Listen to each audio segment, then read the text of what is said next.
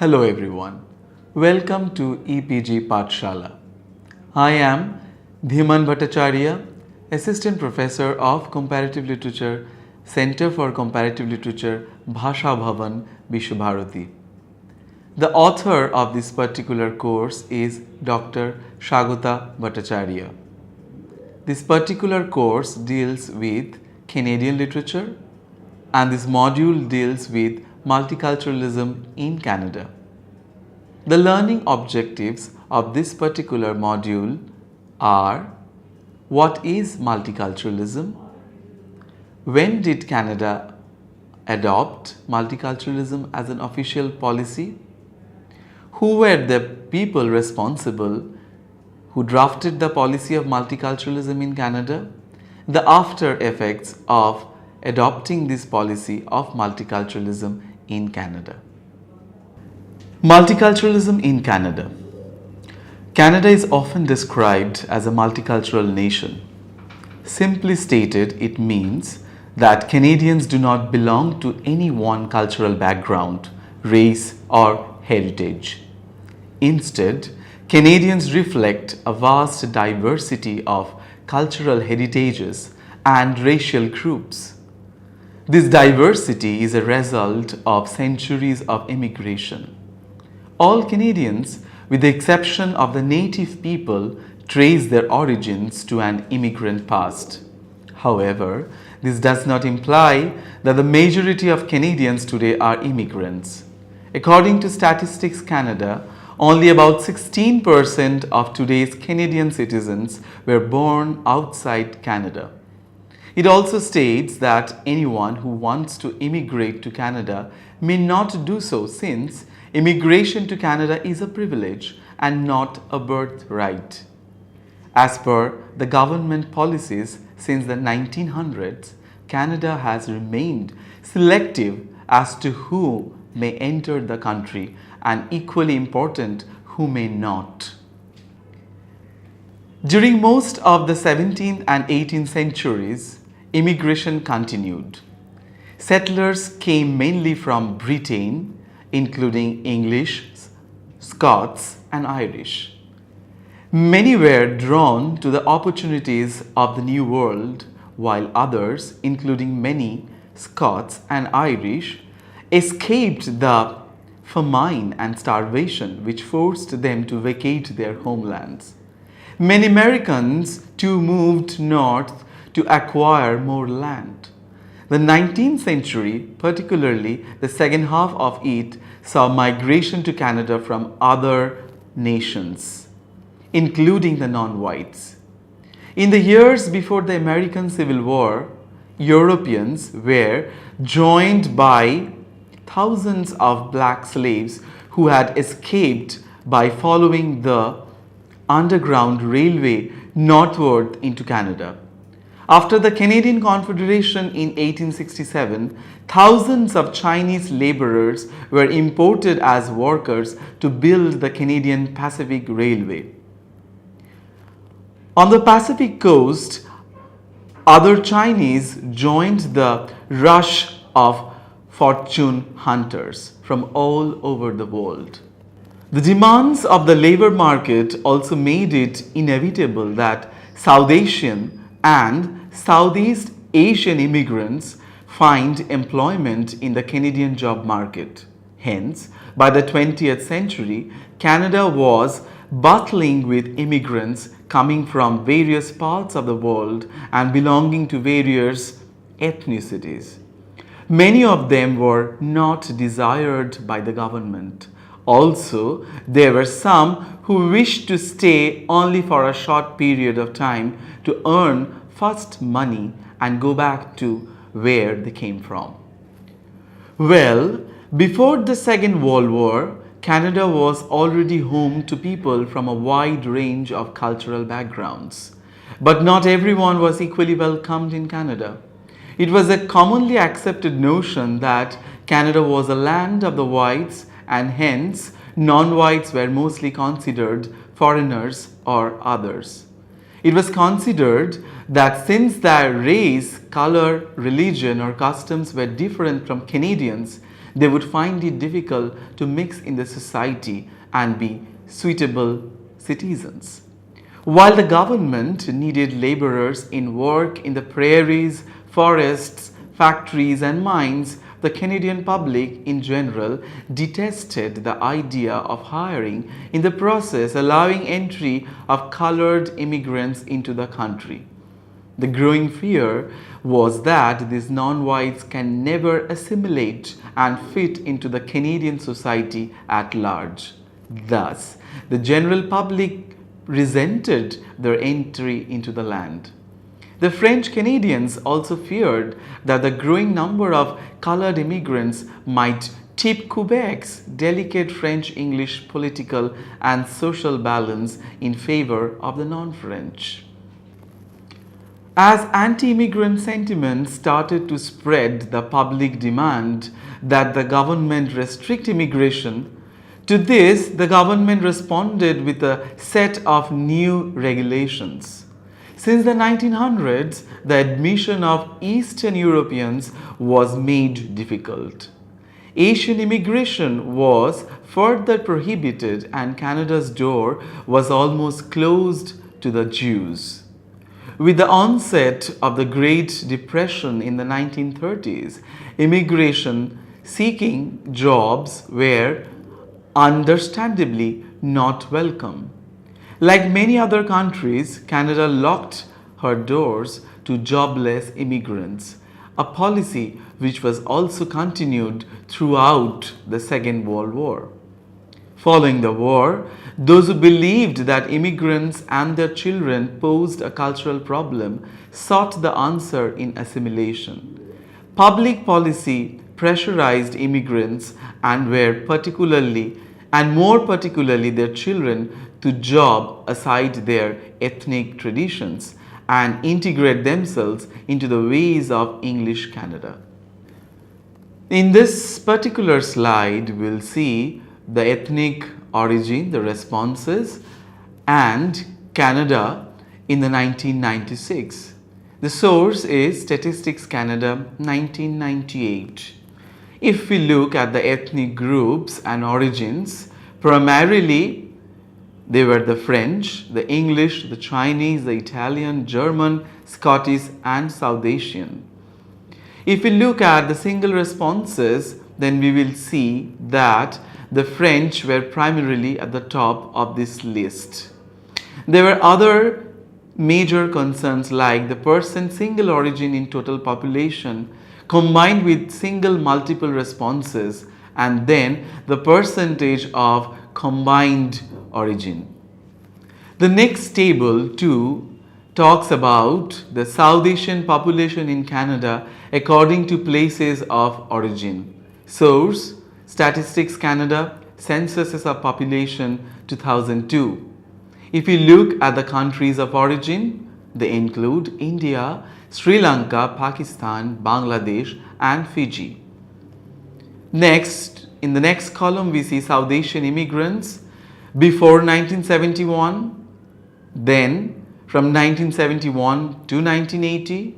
Next column shows from 1981 to the 1990s, and next from 1991 to 2001. The next slide shows Indian immigrants by province and period of arrival. This particular slide focuses on top 10 places of residence of Indian immigrants in Canada. If we look at the left panel, the top 10 cities: Toronto, Vancouver, Calgary, Montreal, Edmonton, Ottawa, Hamilton, Winnipeg, amongst the others. And the panel left is corresponding the location of this Indian population in the right column, which describes the number of people located in the various cities mentioned. Source Statistics Canada 2007. The next slide talks about the very interesting merit point system. The point system provides that the independent and sponsored applicants be assessed according to their possession of a set of characteristics, and each characteristic is assigned a range of merit points. 9 characteristics have been assigned: education and training, 0 to 20 merit points, 1 point for each year of the education of training. Personal qualities such as adaptability, motivation, initiative, and so on, 0 to 15 points. Occupational demand for the occupation the applicant would follow, 0 to 15 points. Occupational skill from unskilled to professional has 1 to 10 points. Age, 0 to 10 points. Arranged employment, 0 or 10 points. Knowledge of English or French, 0 to 10 points, and so forth. So all this while we have been looking at Canada as a nation which is well known for immigration. Canada is a land of immigrants. Who are the immigrants? Primarily, people who relocated to Canada due to the pressures in their own homeland or for better opportunities in this adapted land. Except the native people who have been here for years, most of the people who claim themselves as Canadians have at some point in their life immigrated to Canada as first generations. We have to understand that defines their racial, ethnic identities also. Canada primarily as a nation which talks about the two founding nations, that is the English and the French people, somehow required laborers to work for this burgeoning industrial society. So, along with their people from their own homelands, they also allowed initially people from the Chinese origin, people from other parts of the world or the colonies to immigrate here to support their labor force. Now one really needs to understand that it was definitely not the opportunities here that were present in Canada, but there were also other factors that pushed several peoples to immigrate to Canada. The moment people from other racial and ethnic backgrounds immigrated to Canada, the primarily white settler society had a lot of suspicion about these people. Suspicion primarily being whether these people will be able to adopt this new homeland. This new homeland with the rules and regulations of the founding nations, that is the English and the French. Subsequently, the policies that were adopted by the Canadian government to induct immigrants directly corresponds to the wider politics of the formation of the Canadian nation as a land of immigrants. The next slide talks about the Green Paper on Immigration.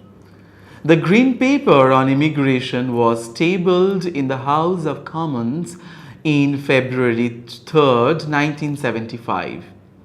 It resulted in the introduction of a new Immigration Act in 1976 by the federal government, which formally recognized the points system.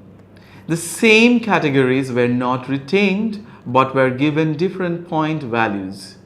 Furthermore, a location factor was introduced. Thus, applicants could obtain up to 5 points if they were willing to locate in areas that needed workers but would lose up to the 5 points if they intended to go to areas without such need. This act also clearly distinguished among 3 categories of immigrants: independent immigrants, family class, and refugees. Ethnic and racial diversity. These immigration policies resulted in a diverse population in Canada. In the 1991 census, More than 30% of Canadians reported an origin other than British or French, but that percentage mostly concentrated in Ontario and Western Canada. Rural areas, small towns, Quebec and Atlantic Canada were home to fewer foreign-born people than the rest of Canada. The number of South Asians in Canada more than tripled from 223,000 in 1981 to 917,000 in 2001. The 2001 census showed that 29% of South Asians living in Canada had been born there. 69% were immigrants and 2% were non-permanent residents. Again, in 2006, census showed 443,690 Indian immigrants living in Canada. They were concentrated mostly in Toronto and Vancouver. Thus, compared to the other cities, Toronto and Vancouver stand out as the most culturally and racially diverse cities in Canada. The Multicultural Policy. The diversity in population led to the inevitable introduction of the policy of multiculturalism as the state policy of Canada. The policy emerged in the 1970s as a uniquely Canadian policy, a new approach to nation building generated by the Liberal government of Pierre Trudeau. The multiculturalism policy gave explicit recognition at the federal level to Canadians whose origin was non-French, non-British and non-Aboriginal.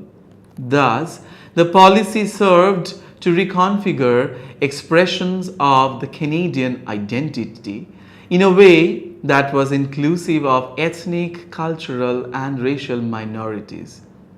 In an effort to unite Canadians for the Second World War, the Department of National War Services had established as early as 1942 an advisory committee on cooperation in citizenship. The committee was charged with 5 tasks.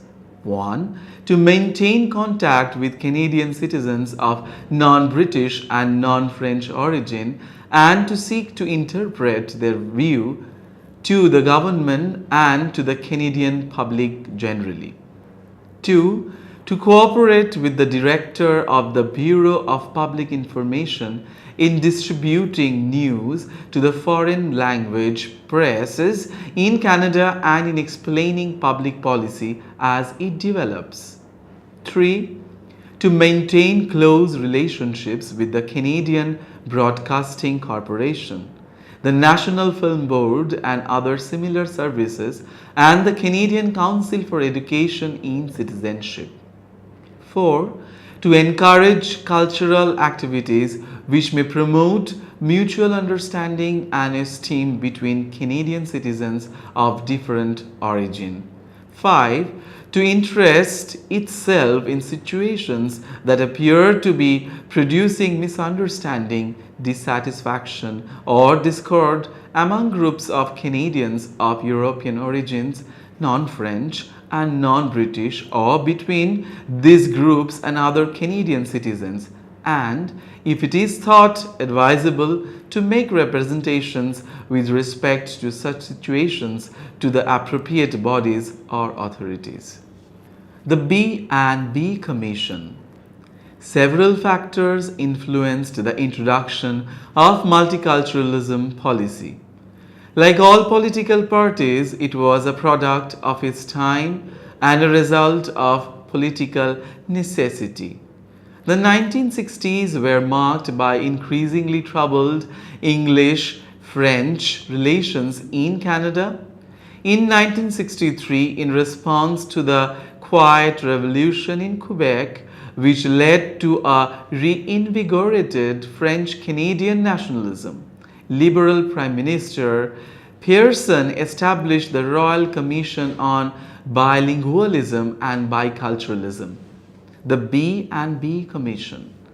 The Commission, with its emphasis on two languages and two cultures, provoked a counter-response from Canadians of non-British, non-French and non-Aboriginal origin, especially second-generation Ukrainians.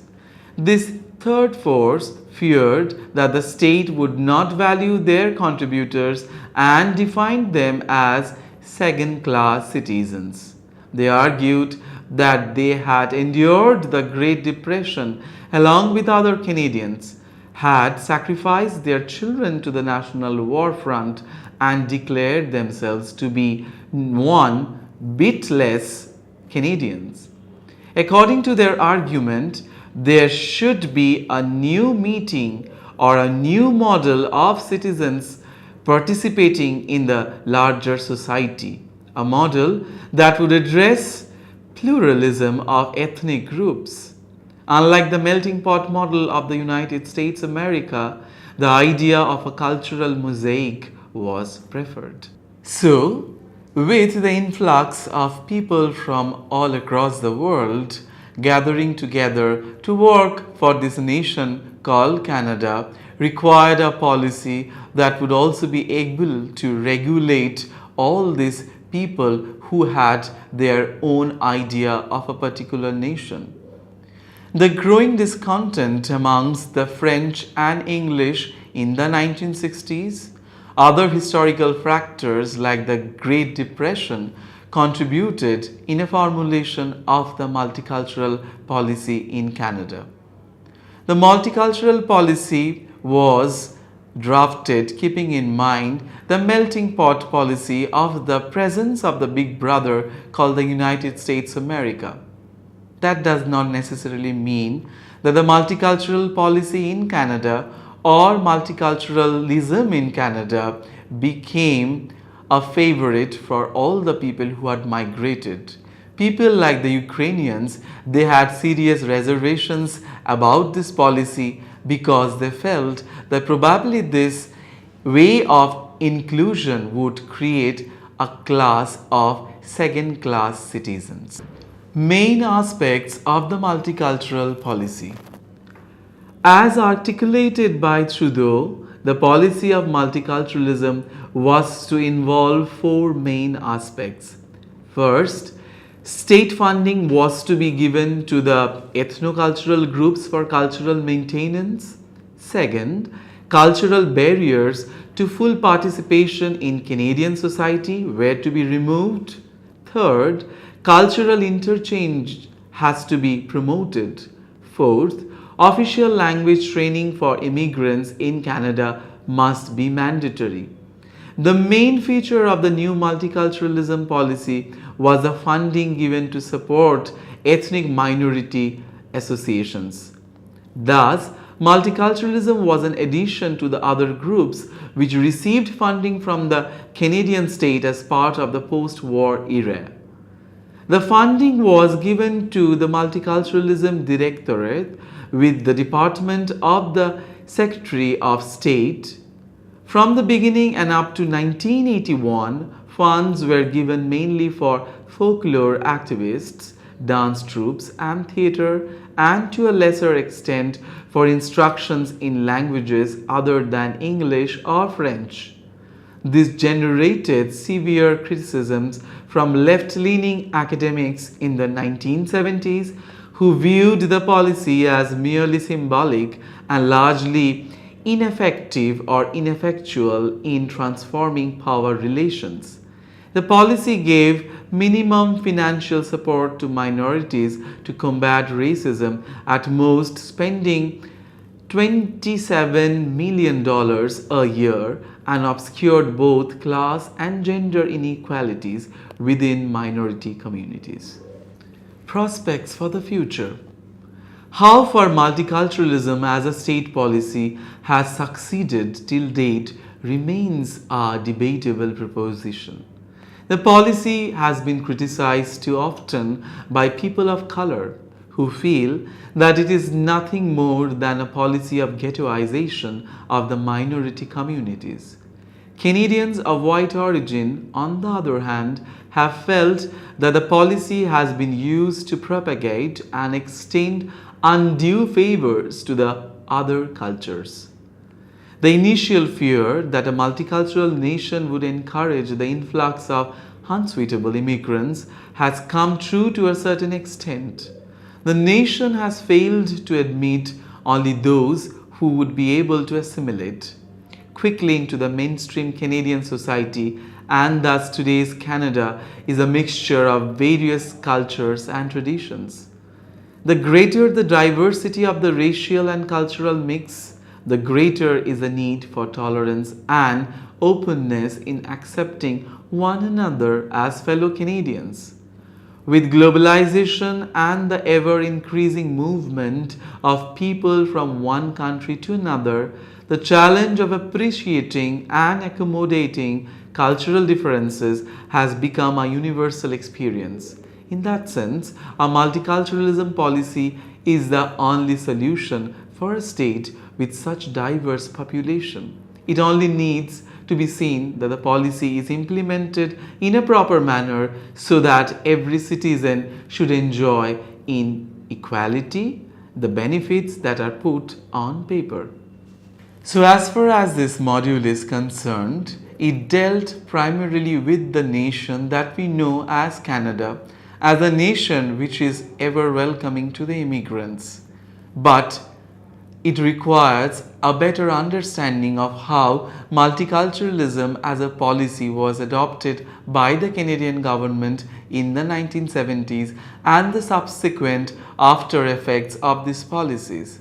One needs to understand that a policy is adopted by a particular government in a moment of history to deal with the immediacy of the socio-historical and political situation, which necessarily does not mean that it will cater to all the groups for which the policy was framed.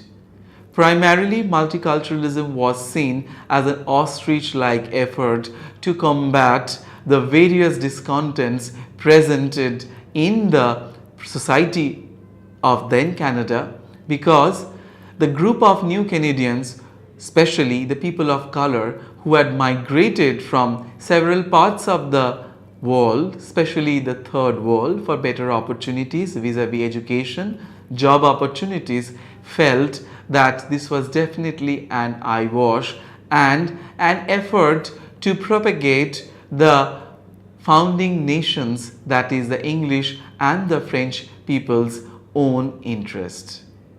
Thank you.